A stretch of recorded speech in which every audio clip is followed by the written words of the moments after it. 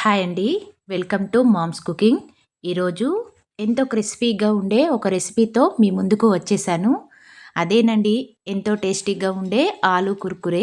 దీనికి కావలసిన బంగాళదుంపలు 300 గ్రామ్స్ నేను తీసుకున్నాను.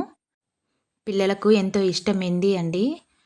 అప్పుడప్పుడు ఇలా చేస్తూ పెడితే పిల్లలకు కూడా హెల్తీగా ఉంటుంది. అంతేకాకుండా పిల్లలు చాలా ఇష్టంగా తింటూ ఉంటారు. ఈ విధంగా సన్నము స్లైస్ లాగా కట్ చేసుకొని మధ్యలో ఈ విధంగా కట్ చేసుకుంటే సరిపోతుంది. అన్నీ ఒకే షేప్‌లా వచ్చేలా చూసుకోండి. ఒకటి మందంగా, ఒకటి పల్చగా రాకుండా చూసుకోండి. ఇప్పుడు ఈ స్లైస్ లాగా కట్ చేసుకోవాలి. వీటిలో కొంచెం ఉప్పు వేసుకోవాలి. ఉప్పు వేసుకొని కొన్నన్ని నీరు పోసుకొని దాన్ని కడుక్కోవాలి. ఎందుకంటే దీనిలో ఉన్న జిగురు అనేది పోయేలా కడుక్కోవాలి అండి. ఈ విధంగా కడుక్కుంటే సరిపోతుంది. ఇదే విధంగా 2 సార్లు ఇలా చేస్తే సరిపోతుంది.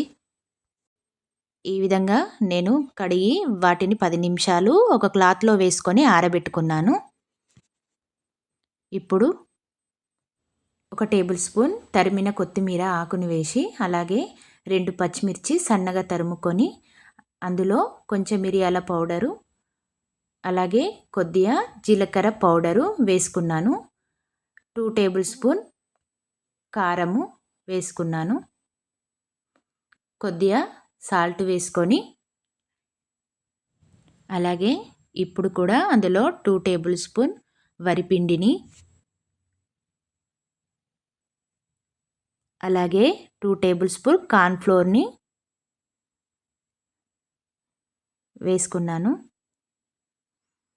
వీటిని ఎలాంటి వాటర్ లేకుండా ఇలా కలుపుకోవాలండి. మిక్స్ చేయాలి. ఈ విధంగా కనబడుతుంది. ఇప్పుడు స్టవ్ వెలిగించి కడాయి పెట్టి అందులో తగినంత నూనె పోసుకోవాలి. నూనె కొద్దిగా గోరువెచ్చగా అయినప్పుడే పక్కన పెట్టిన ఆలు మిశ్రమాన్ని ఇందులో వేసుకోవాలి.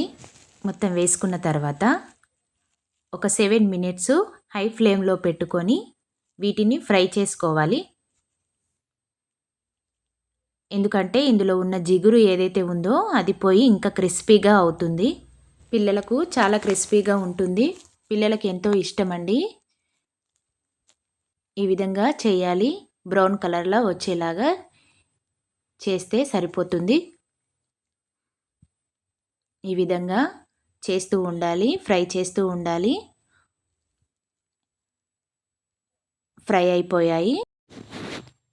ఇప్పుడు దీనిని తీయడమే. ఇప్పుడు వీటిని ఒక బౌల్‌లో వేసుకొని, ఇప్పుడు ఒక అర చెంచాడు చాట్ మసాలా వేసుకొని కలుపుకుంటే సరిపోతుందండి.